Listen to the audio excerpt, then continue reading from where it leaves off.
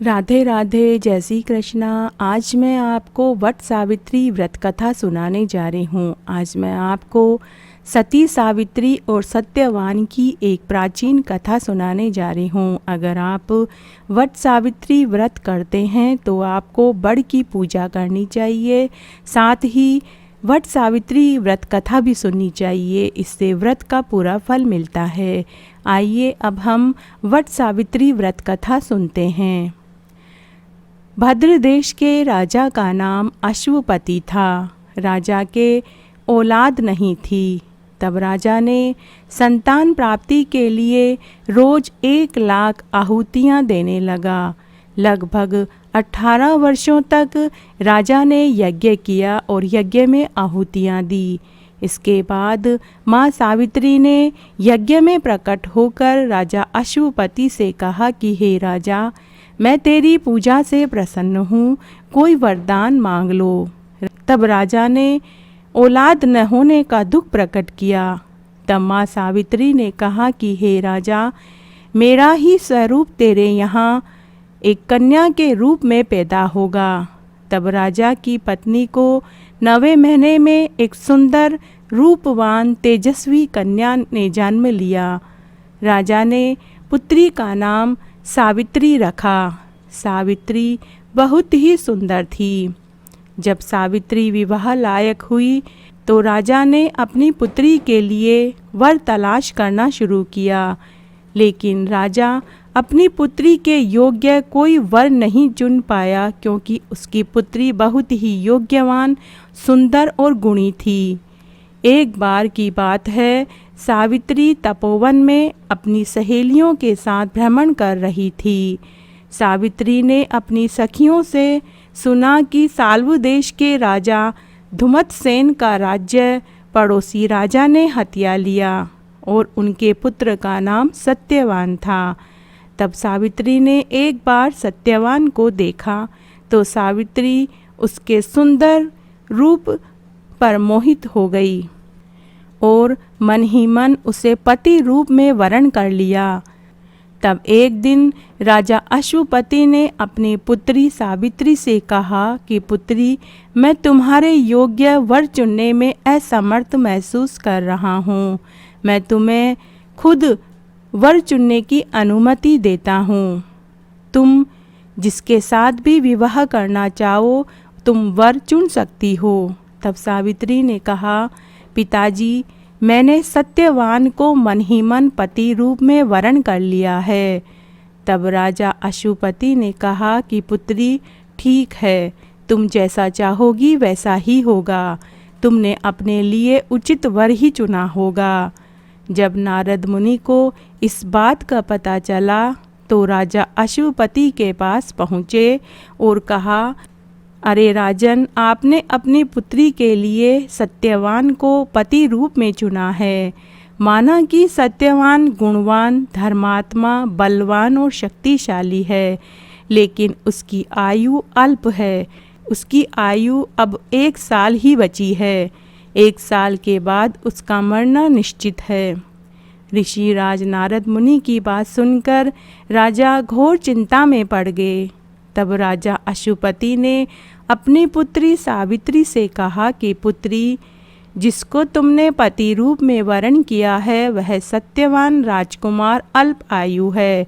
उसकी मृत्यु 1 वर्ष बाद निश्चित ही हो जाएगी। यह बात मुझे ऋषिराज नारद मुनि ने बताया है। तब सावित्री ने अपने पिता से कहा कि पिताजी, मैं एक हिंदू आर्य नारी हूँ। आर्य कन्याएं एक बार ही किसी को पति रूप में चुनती है।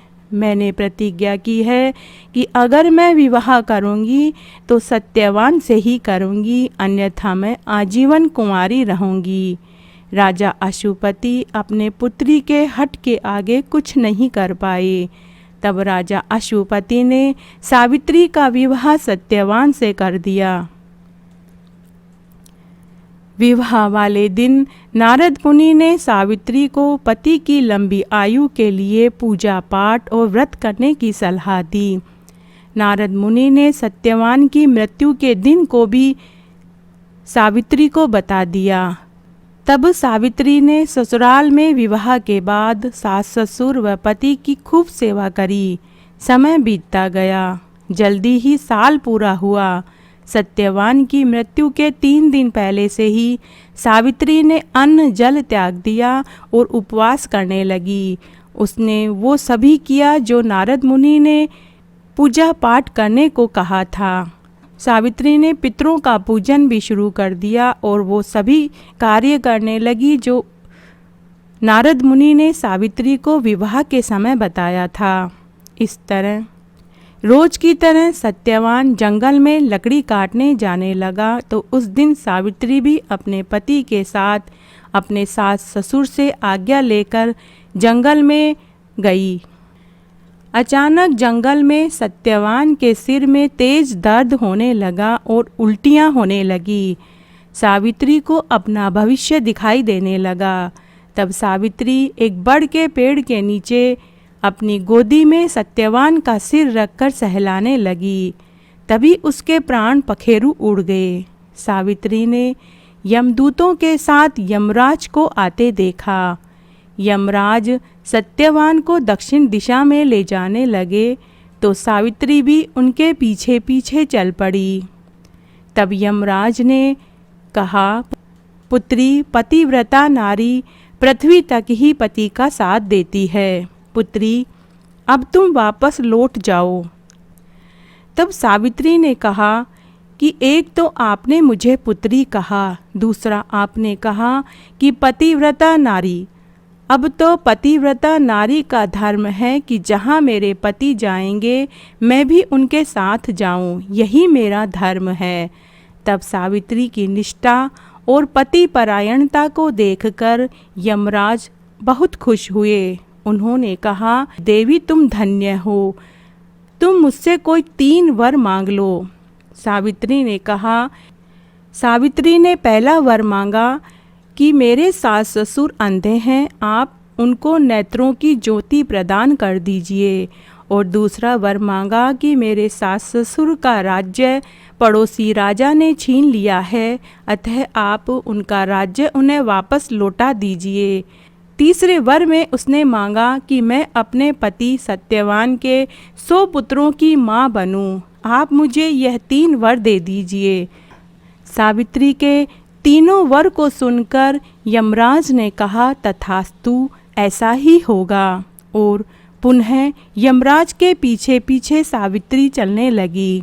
तब यमराज ने कहा कि पुत्री, मैंने तुम्हें 3 वर दे दिए हैं, अब तो तुम वापस अपने घर जाओ। तब सावित्री ने कहा कि हे प्रभु, मैं 100 पुत्रों की माँ बिना अपने पति के कैसे बनूंगी। यह सुनकर यमराज को भी हंसी आ गई। तब यमराज को सत्यवान के प्राण छोड़ने ही पड़े। तब यमराज अपने दूतों के साथ वहाँ से अंतर्ध्यान हो गए। सावित्री पुनः बड़ के पेड़ के पास आई और पति के सिर को गोद में लेकर बैठ गई। तभी उसका पति आंखें मलते हुए उठ खड़ा हुआ और बोला कि आज तो मैं बहुत गहरी नींद में सोया। तब सावित्री बोली कि ऐसी नींद तो दुश्मन को भी न आवे। इस प्रकार सत्यवान और सावित्री खुशी खुशी घर लौट आए। घर आए तो उन्होंने देखा कि उनके माता पिता की आंखों की रोशनी आ चुकी थी और उनके राज्य का अधिकार भी मिल चुका था। इस प्रकार चिरकाल तक सावित्री और सत्यवान अपने 100 पुत्रों के साथ राज्य का सुख भोगते रहे। एक पतिव्रता नारी अपने पति के सुख में ही नहीं दुख में भी साथ देती है। पतिव्रता धर्म के बल पर ही सावित्री ने सत्यवान को यमराज से छुड़ा लिया और साथ ही खोया हुआ राज्य और सास ससुर की आंखें भी वापस पा ली। तभी से ज्येष्ठ मास की अमावस्या को वट वृक्ष की पूजा की जाने लगी। तो हे बड़ देवता, जैसा सावित्री को सुहाग दिया, अन्न धन दिया, वैसा सबको देना। कहानी कहने वाले को, सुनने वाले को और हुकारा भरने वाले को सबको देना। इसको सुनने के पश्चात गणेश जी की कहानी ज़रूर सुननी चाहिए। मैंने अपने चैनल पर गणेश जी की बहुत अच्छी अच्छी कहानियाँ सुना रखी है, आप वहाँ से कहानी सुन सकते हैं। मैं डिस्क्रिप्शन बॉक्स में उनका लिंक छोड़ दूँगी। इस प्रकार आज मैंने आपको वट सावित्री व्रत कथा सुनाई। आशा करती हूँ आपको यह कथा ज़रूर पसंद आएगी। अगर आपको यह कथा अच्छी लगे तो कमेंट बॉक्स में जय हो माँ सती सावित्री की जय ज़रूर लिखें। धन्यवाद।